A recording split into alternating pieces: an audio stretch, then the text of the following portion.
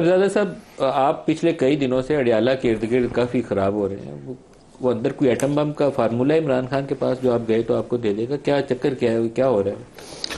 बिस्मिल्लाहिर्रहमानिर्रहीम। बहुत शुक्रिया नदीम साहब। महसूस तो ऐसा ही होता है सर।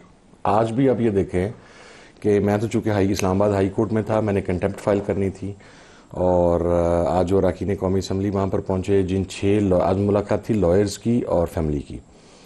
फैमिली के लिए जो 6 नाम दिए गए, उनमें से पहले तो आके ये कहा गया कि खान साहब की 2 बहनें उज़मा साहबा और नौरीन साहबा और उनके कज़न कासिम जमान साहब वो अंदर आ जाएँ मुलाकात के लिए। So they were taken inside excluding Aleema Khan साहबा। बहनों ने कहा नहीं जाएंगे, लेकिन अलीमा खान ने कहा कि नहीं आप दोनों जाएं। वो तीनों अंदर चले गए। वो अंदर जिस सुप्रिटेंडेंट का कमरा है जहाँ पे बैठ के फिर तलाशी का एक तकलीफ दे अमल शुरू होता है, वहाँ पे ले जा के बिठाया गया। 1 घंटा बिठाने के बाद कहा गया मुलाकात का टाइम ख़त्म हो गया, ना यू कैन गो बैक। सो अब पहले बाहर से ले जाने वाला मराहल था, अब ये है कि अडियाला में अंदर ले जाए। राजा साहब भी खड़े थे पुलिस वाले के साथ, बाद में वो ट्वीट्स कर रहे थे। ये है साइंस क्या? मतलब वो मिल लेंगे तो क्या होगा?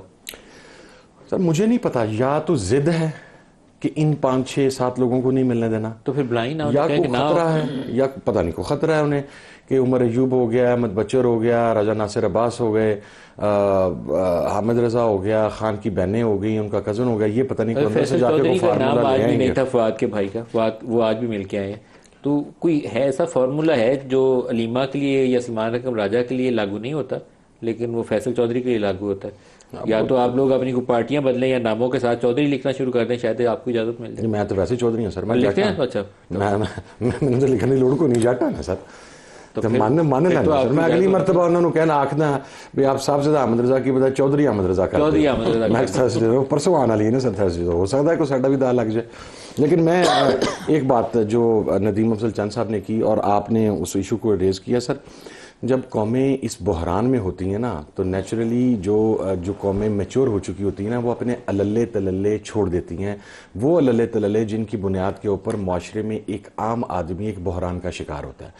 मैं तो अब ये समझता हूँ कि हालात यहाँ तक पहुँच गए हैं कि पाकिस्तान के अंदर ये कंपल्सरी कर देना चाहिए कि जो शादियाँ हैं वो विद इन हाउसेज ही हुई होंगी।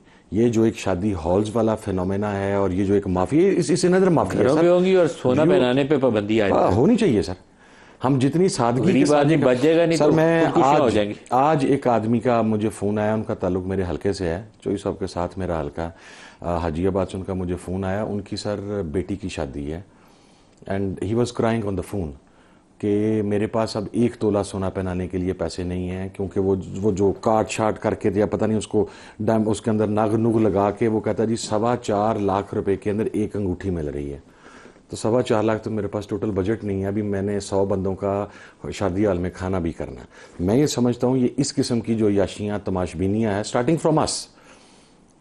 From us. लेकिन आप लोगों को इसके ऊपर जहाँ कानून बनाना है वहाँ जाके बात करें तो तब है ना। मैं तो जर्नलिस्ट के तौर पर प्रोग्राम में सवाल उठा सकता हूँ, आप लोग तो कानून बनाने वाले हैं, वहाँ जाकर